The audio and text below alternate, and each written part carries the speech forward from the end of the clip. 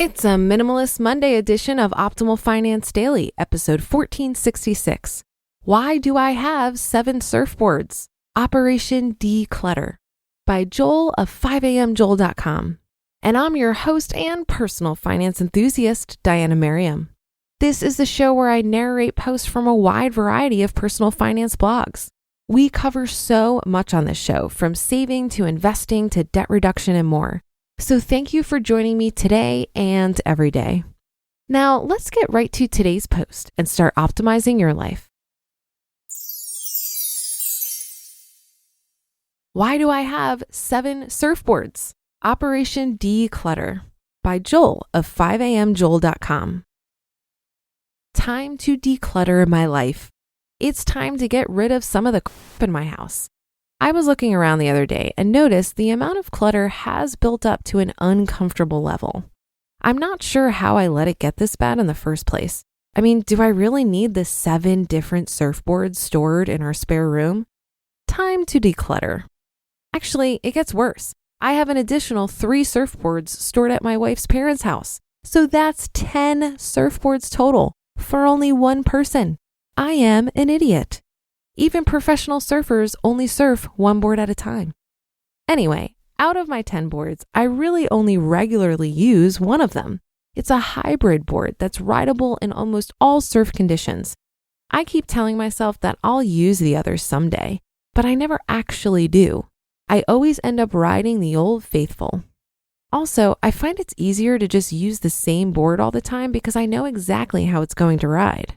So why keep the others? Why have 10 when one will do? It starts with wanting more options. I think it's natural for people to want more options in life, especially for the things they enjoy. When I was buying each of these surfboards, I thought each one would enhance my experience by adding different size, shape boards to my quiver.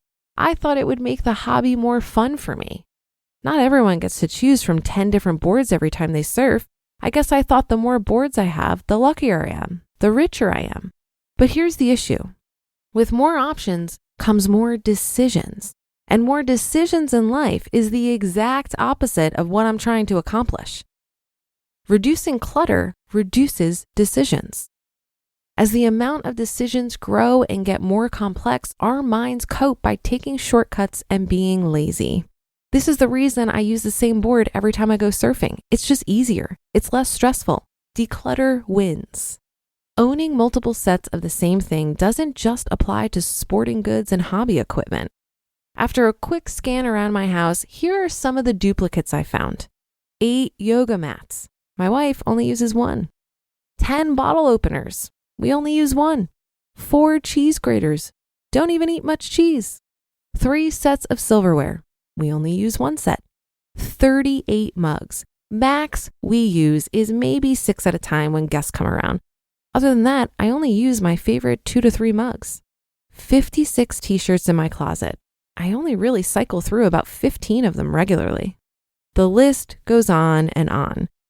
Over the next few months, I plan to get rid of as much as I can in my house. Craigslist, eBay, Goodwill, regifting to others, it's all gotta go. Sure, we might miss some stuff. There might be times when something breaks and we wish we had a spare.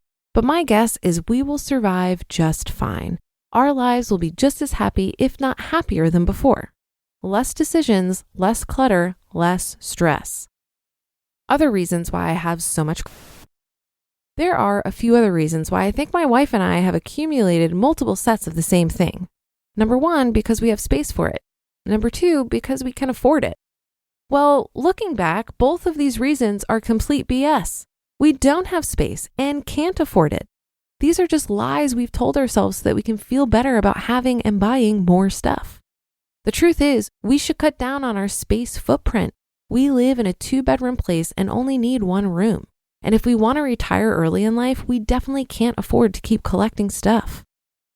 I have a theory. The bigger your house is, the more you collect.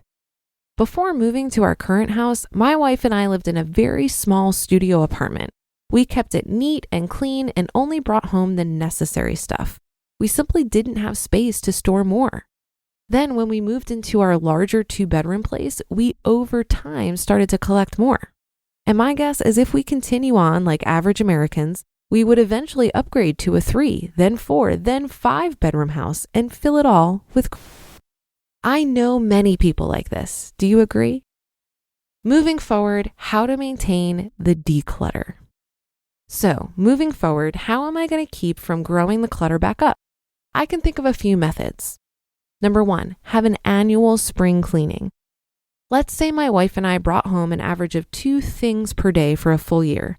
Some would be small, like a pencil or a magnet we got for free somewhere.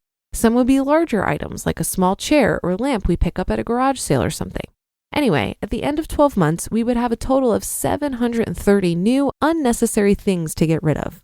I can only imagine it would take an entire weekend, if not longer, to clean out and remove 730 things. We would then lead a less cluttered, less stressful life for a few days before the building started all over again. Number 2, institute a 1-in, 1-out declutter policy. Whenever we bring home something new that we like, we throw out a similar or equally unnecessary old item. Out with the old, in with the new.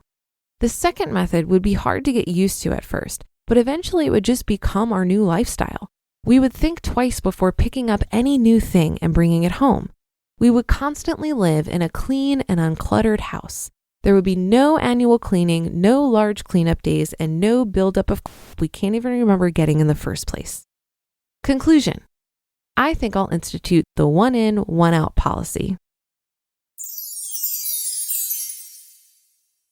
You just listened to the post titled, Why Do I Have 7 Surfboards? Operation Declutter by Joel of 5amjoel.com. Thanks to Pitney Bowes for their support. Ship like a pro with SendPro Online by Pitney Bowes. SendPro Online is an easy-to-use solution that will allow you to buy postage and print shipping labels online, at the office, at home, or on the go. For as low as $4.99 a month, you'll save up to 40% off USPS Priority Mail. Plus, for being an Optimal Finance Daily listener, you'll receive a free 30-day trial to get started and a free 10-pound scale to ensure you'll never overpay. With SendPro Online, you can calculate exact postage and print from your PC, all while avoiding trips to the post office. It's what we use to mail our Optimal Living Daily workbooks. Totally worth it. You can compare and choose the best rates across carriers, schedule package pickups, and track shipments from departure to arrival. Go to pb.com/OFD to access this special offer for a free 30-day trial plus a free 10-pound scale to get started. That's pb.com/OFD. Ship like a pro, simplify your shipping, and save with a free trial of SendPro Online from Pitney Bowes. I totally agree with Joel here. Stuff has a tendency to creep up on us, especially when we have the space for it. I think when you have something in your possession, even if you don't need it in the moment, you'll tend to keep it just in case you might need it in the future. And that will pile up over time. What if we implemented expiration dates for our stuff, just like we have for food? One way I've done this in the past is with my clothing. I would go through my closet and organize all my clothes once per year. And when I put everything back in the closet, I would turn the hangers around so that the open side was facing out. Then when I wore that piece of clothing and was putting it back in the closet, I would put the hanger back the right way so I could see that I actually wore that thing. After a year, all the hangers facing the wrong way showed me everything I didn't really wear. So then I donate that clothing. I think the other benefit to having less stuff is that you're more conscious of what you do have and you're less likely to buy duplicates. When you're in need of a yoga mat, for example, and you can't find the one you think you might have stowed away somewhere, you're more likely to buy 8 more. And that'll do it for today and another Minimalist Monday installment of Optimal Finance Daily. Have a great start to your week. Thank you for being here every day, and I'll see you tomorrow where your optimal life awaits.